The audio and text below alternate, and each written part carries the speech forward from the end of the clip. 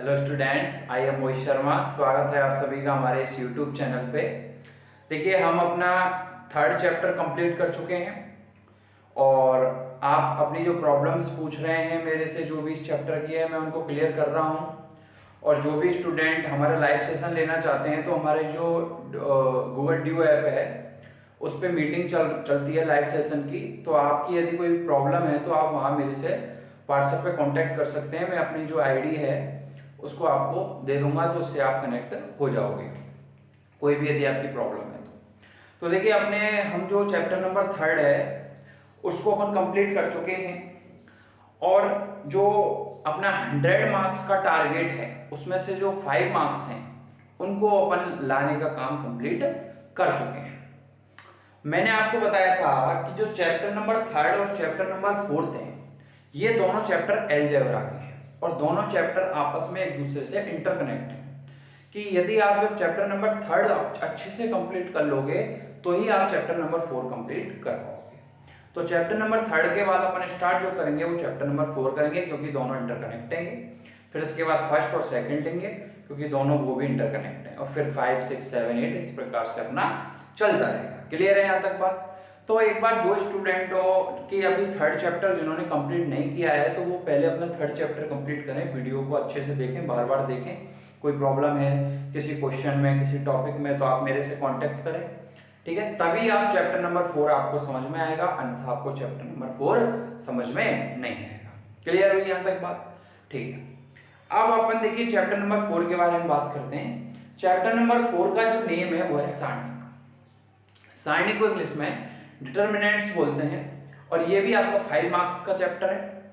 तो उसको आज से अपन स्टार्ट कर रहे हैं, तो आपको बहुत अच्छे से सारे कंसेप्ट समझ में आएंगे, ठीक है? और एक अनाउंसमेंट मैं यहाँ पे ये करना चाहूँगा कि जो बच्चे भी पूछ रहे हैं कि सर ऑफलाइन बैच कहाँ स्टार्ट कर रहे हो, तो उनको मैं बता दूँ कि आप मेरे से व्हाट्सएप पे कॉन्टैक्ट कर लें। जिन्होंने अभी तक नहीं किया है, जो इंटरेस्टेड हैं ऑफलाइन कोचिंग में, वो मेरे से कॉन्टैक्ट कर लें, मैं आपको डिटेल बता दूँगा। क्लियर है यहाँ तक बात? अब देखिए चैप्टर नंबर 4 पे आते हैं। चैप्टर नंबर 4 का नाम है सारणिक डिटर्मिनेंट्स और ये आपका टोटल 5 मार्क्स का चैप्टर है। और एक बात और कि देखिए, आपका जो नया सिलेबस है एनसीईआरटी का वो आ चुका है, आपकी नई बुक्स भी आ चुकी हैं, मेरे पास 1-2 दिन में अवेलेबल हो जाएंगी, वो आप भी ले लें, बुक सेलरों पे आ चुकी हैं। देखिए, जो एनसीईआरटी जो सिलेबस आया नया, उसमें चैप्टर वगैरह सब वही हैं, बस कुछ क्वेश्चंस हैं वो ऐड कर दिए हैं। तो आप ये अपना मतलब टेंशन ना लें कि सर एनसीईआरटी आ गया है, आप अभी पुराने से ही पढ़ा रहे हो। तो चैप्टर वगैरह तो वही है, बस थोड़े से कंसेप्ट वगैरह हैं, कुछ क्वेश्चंस हैं वो चेंज होंगे, कोई प्रॉब्लम नहीं है। आप बिल्कुल टेंशन फ्री रहें, बिल्कुल अच्छे से पढ़ते रहें, ठीक है? तो आज से अपन बांके बिहारी लाल की जय बोल के और अपने आराध्य देव को याद करते हुए आज से अपन इस चैप्टर जो है चैप्टर नंबर 4 इसको स्टार्ट करते हैं। देखिए, चैप्टर नंबर 4 जो सारणिक है, इसमें अपन को कौन कौन से टॉपिक, क्या क्या टॉपिक पढ़ने हैं, पहले तो वो देख लीजिए। इस चैप्टर में अपन को 5 मार्क्स टोटल लाने के लिए ये टॉपिक पढ़ने पड़ेंगे कि सबसे पहले तो ये जानना होगा कि सारणिक होता क्या है। देखिए, कई स्टूडेंट इसी कंफ्यूजन में रह जाते हैं कि वो आव्यूह और सारणिक में डिफरेंस ही नहीं कर पाते हैं, और कई कई बार तो ऐसा होता है कि टीचर भी ये बोल देते हैं कि सारणिक ही आव्यूह है, आव्यूह सारणिक है। बिल्कुल ऐसा नहीं है। मैं आपको बिल्कुल इन दोनों में जो डिफरेंस है वो उसको बहुत अच्छे से क्लियर करूंगा कि सारणिक और आव्यूह में क्या डिफरेंस होता है। बिल्कुल जमीन और आसमान का अंतर होता है सारणिक और आव्यूह में, दोनों एक चीज नहीं है ये, ठीक है? तो सबसे पहले तो हम ये जानेंगे कि सारणिक क्या होता है, ठीक है? आव्यूह और सारणिक में क्या अंतर है, इन सब चीजों को जानेंगे। इसके बाद जो सेकंड टॉपिक हमारा रहेगा ये रहेगा सारणिक के गुणधर्म, कि सारणिक के क्या क्या गुणधर्म होते हैं, ठीक है? वो सारी चीज हम इसमें देखेंगे। फिर सारणिक के प्रयोग द्वारा किसी भी त्रिभुज का क्षेत्रफल ज्ञात करना, अर्थात सारणिक के द्वारा हम किसी भी त्रिभुज का जो एरिया होता है उसको ज्ञात करना सीखेंगे। फिर इसके बाद एक वर्ग आव्यूह का सहखंडज और व्युत्क्रम, सहखंडज और व्युत्क्रम। देखिए, कल मैंने आपको जो टेस्ट दिया था उसकी अभी तक एक भी कॉपी मेरे पास नहीं आई है, तो प्लीज आपने यदि वो सॉल्व किया है तो उसकी जो कॉपी है, टेस्ट कॉपी, आप मेरे को मेरे व्हाट्सएप पे सेंड करें। और उसमें एक क्वेश्चन था कि आव्यूह का सहखंडज आव्यूह ज्ञात कीजिए, यानी एडजॉइंट टॉपिक है। तो ये जो सहखंडज वाला टॉपिक है ये आपके चैप्टर नंबर 4 में है, तो भले ही वो क्वेश्चंस आप अभी वो क्वेश्चन जो एक क्वेश्चन है ओनली वो अभी आपसे नहीं होगा तो आप उसको छोड़ सकते हो, बाकी सारे क्वेश्चंस आपसे हो जाने चाहिए। और यदि नहीं हो रहे हैं तो इसका मतलब ये है कि आपको अभी और मेहनत करने की जरूरत है, जो वीडियोस हैं क्लासेस हैं उनको और अच्छे से लेने की जरूरत है। क्लियर है यहाँ तक बात? चलिए अब देखिए एक वर्गावयव का सेकंडा जो व्युत्क्रम जो है इसके बारे में अपन पढ़ेंगे, और अपना जो लास्ट टॉपिक रहेगा कि सारणिक तथा अवयवों के अनुप्रयोग। अनुप्रयोग का मतलब क्या होता है कि कोई भी चीज हमने पढ़ी, हमने अवयव पढ़ा, तो अवयव का हमारे दैनिक जीवन में जो उपयोग होता है वही अनुप्रयोग कहलाता है। ठीक है, तो इसी प्रकार सारणिक और अवयव के बारे में जब अपन कंप्लीट पढ़ लेंगे तो इनका हमारे दैनिक जीवन में क्या उपयोग है, क्यों इनको पढ़ा जा रहा है, क्या मार्क्स लाने के लिए पढ़ा जा रहा है? मार्क्स तो लाने ही है, लेकिन इनका दैनिक जीवन में हर चीज का, मैथ में हर चीज का दैनिक जीवन में हमारे उपयोग होता है। तो अपन लास्ट में ये देखेंगे कि सारणिक और अवयव का हमारे दैनिक जीवन में क्या उपयोग है। तो अभी हमको कौन कौन से टॉपिक पढ़ने हैं इसमें? सबसे पहले पढ़ना है सारणिक, फिर सारणिक के गुणधर्म, फिर त्रिभुज का क्षेत्रफल, एक वर्ग अवयव के सेकंडा तथा व्युत्क्रम, और सारणिक और अवयवों के अनुप्रयोग। क्लियर है यहां तक बात? चलिए अब आगे बढ़ते हैं, अब बात ये आती है कि अवयव और सारणिक में अंतर क्या होता है। अवयव और सारणिक में अंतर क्या होता है, तो मैं आपको आज बताऊंगा कि अवयव और सारणिक में अंतर क्या है। देखिए ये अवयव लिखा मैंने, ये देखिए सारी चीज आपको नोट्स में मिल जाएगी। आपको मैं जो बोर्ड पे लिखता हूं वो सारी चीज नोट्स में, मेरे हैंडरिटन नोट्स आपको मिल रहे हैं, तो ये सारी चीज आपको नोट्स में मिल जाएगी। अभी आपका काम यहाँ बस इतना है कि आपको बस कंसेप्ट समझना है। ठीक है, तो अवयव और सारणिक में क्या अंतर होता है ये मैं आपको बताता हूं।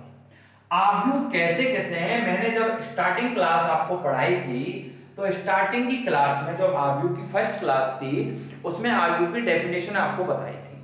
अवयव की डेफिनेशन क्या होती है कि अवयवों को पंक्ति तथा स्तंभों में लिखने की जो व्यवस्था है इस व्यवस्था को ही हम अवयव कहते हैं। बिल्कुल मैंने आपको डेफिनेशन लिखाई थी और बहुत अच्छे से समझाया था कि जो अवयव हैं, अवयव कोई भी हो सकते हैं, जैसे कोई संख्या हो सकती है, कोई चर हो सकता है, कुछ भी हो सकता है। अवयवों को पंक्ति तथा स्तंभ, पंक्ति तथा स्तंभों में, अवयवों को पंक्ति तथा स्तंभों में लिखने की व्यवस्था को, लिखने की व्यवस्था को, जो व्यवस्था होती है इस व्यवस्था को अवयव कहते हैं। ये मैंने आपको डेफिनेशन बताई थी, और मैं आपसे फिर बार बार बोल रहा हूं कि जिसका चैप्टर नंबर 3 अभी अच्छा नहीं हुआ है पहले वो चैप्टर नंबर 3 अपना कंप्लीट करे, क्योंकि चैप्टर नंबर 3 जब आप अच्छे से कंप्लीट कर लोगे तभी आपको ये चैप्टर नंबर 4 कंप्लीट समझ में आएगा। तो मैंने आपको बताया था कि अवयवों को पंक्ति तथा स्तंभों में लिखने की व्यवस्था को अवयव कहते हैं। जैसे कोई ये अवयव है A11, A12, A13, A21, A22 और ये A23, तो ये अवयव है। इन अवयवों को पंक्ति तथा स्तंभों में लिखने की ये जो व्यवस्था है इस व्यवस्था को अवयव कहते हैं। अब सारणिक क्या होता है? सारणिक क्या होता है कि जो वर्गाकार अवयव होती है, वर्गाकार अवयव बोले तो मैंने बताई थी कि एक ऐसी अवयव जिसमें पंक्ति और स्तंभों की संख्या बराबर होती है वो वर्गाकार अवयव कहलाती है। वर्गाकार अवयव कितनी भी कोटि की हो सकती है, 1 2 3 4 कितनी भी कोटि की हो सकती है, मैंने आपको बताया, बहुत अच्छे से वर्गाकार अवयव पढ़ाई है। सारणिक किसे कहते हैं कि जो वर्गाकार अवयव होती है इस वर्गाकार अवयव के मान को सारणिक कहते हैं। क्या बोला मैंने? वर्गाकार अवयव के मान को सारणिक कहते हैं। तो वर्गाकार, ओनली वर्गाकार, आयताकार नहीं, ओनली वर्गाकार, वर्गाकार कोई अवयव है। अब इस वर्गाकार अवयव का जो मान आता है इस मान को, इस वैल्यू को क्या कहते हैं? सारणिक कहते हैं। और ये मान निकलता कैसे है ये हम अभी आपको बताएंगे। तो क्या बोला मैंने कि वर्गाकार आव्यूह के मान को सारणिक कहते हैं, तो सारणिक और आव्यूह में एक मेजर डिफरेंस तो आपको ये पता लगना चाहिए कि आव्यूह एक व्यवस्था होती है अवयवों को लिखने की, जबकि सारणिक क्या होता है, एक मान होता है, एक वैल्यू होती है वर्गाकार आव्यूह की। ठीक है, अब वर्गाकार आव्यूह कितने भी कोटि की हो सकती है, 1 2 3 4 कितनी भी कोटि की हो सकती है, कोई दिक्कत वाली बात नहीं। ठीक है, ओके। अब मैंने आपको, अब नेक्स्ट डिफरेंस क्या होता है आव्यूह और सारणिक में, मैंने आपको बताया था कि जो आव्यूह है, इस आव्यूह को इस वाले ब्रैकेट से, इस वाले ब्रैकेट से या इस वाले ब्रैकेट से प्रदर्शित किया जाता है। मैंने आपको जब आव्यूह की स्टार्टिंग की क्लास हुई थी तो उसमें बताया था कि जो आव्यूह है, आव्यूह को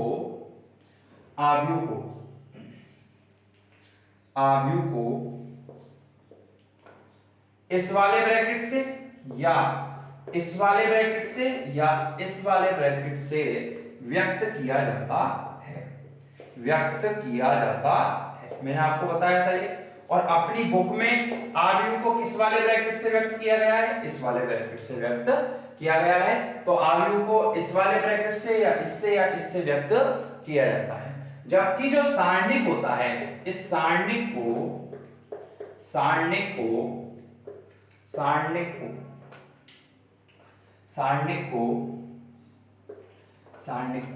मोड, यानी जो ये जो मापांक है, इस मोड के द्वारा व्यक्त किया जाता है,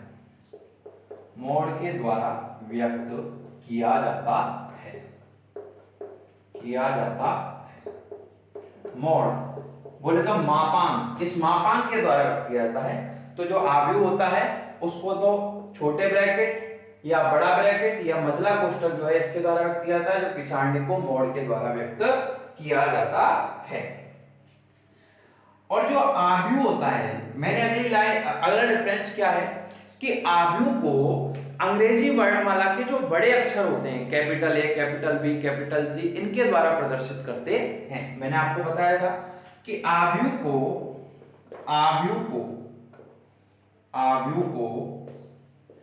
अंग्रेजी वर्णमाला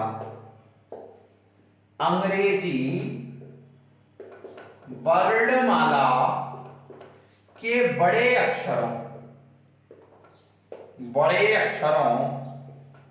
बड़े अक्षरों capital A, capital B, capital C द्वारा व्यक्त किया जाता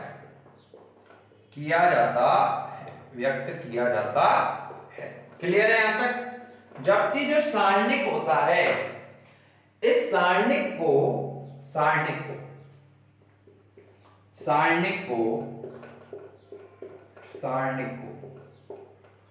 मोड ए, और सारणिक को इंग्लिश में क्या, डिटरमिनेंट्स बोलते हैं। तो सारणिक को इंग्लिश में मोड ए या शॉर्ट में डिटरमिनेंट्स ऑफ ए या डेल्टा द्वारा व्यक्त किया जाता है,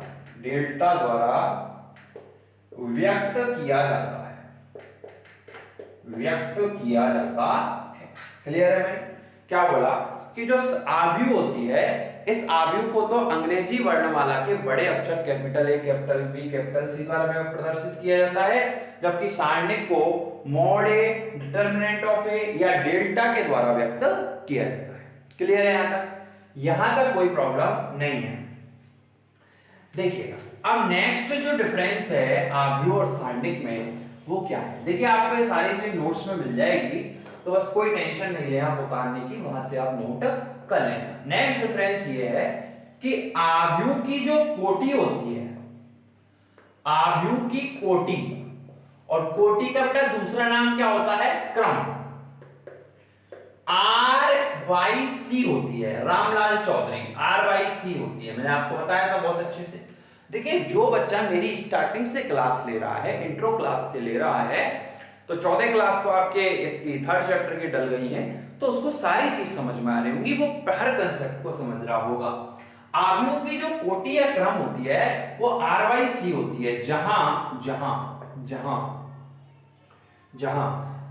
R बराबर C तथा R not equal to C हो सकता है, जहां R बराबर C तथा R not equal to C हो सकता है। तो जो आव्यूह है, इस आव्यूह की जो कोटि या क्रम होता है वो क्या होता है, R/C रामलाल चौधरी होता है, जहां R और C दोनों बराबर हो भी सकते हैं। यदि दोनों बराबर हैं तो वो वर्गाकार आव्यूह है, और दोनों बराबर नहीं है, R और C मतलब पंक्ति और स्तंभों की संख्या बराबर नहीं है, तो वो क्या है, आयताकार आव्यूह है। क्लियर है यहां तक? जबकि जो सारणिक की कोटि या क्रम है, सारणिक की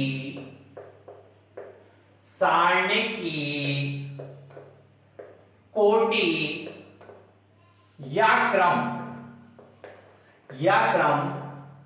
R/C होता है, R/C होता है, जहां R बराबर C। तो सारणिक की कोटि या क्रम क्या होता है, R/C होता है, जहां R बराबर C, क्योंकि सारणिक होता क्या है, वर्गाकार आव्यूह के मान को ही तो सारणिक कहते हैं। तो वर्गाकार आव्यूह में R और C बराबर होंगे, इसलिए सारणिक की कोटि R/C होती है, जहां R बराबर C होता है। तो ये आपके आव्यूह और सारणिक में क्या होते हैं, डिफरेंस होते हैं, अंतर होते हैं। तो अभी आपसे कोई पूछे कि क्या आव्यूह और सारणिक एक हैं, तो आप बिल्कुल बोलोगे कि नहीं, आव्यूह और सारणिक एक नहीं होते हैं, इनमें डिफरेंस होता है। डिफरेंस क्या क्या होता है कि जो आव्यूह क्या होता है कि अवयवों को पंक्ति तथा स्तंभों में लिखने की एक जो व्यवस्था होती है, उस व्यवस्था को आव्यूह कहते हैं।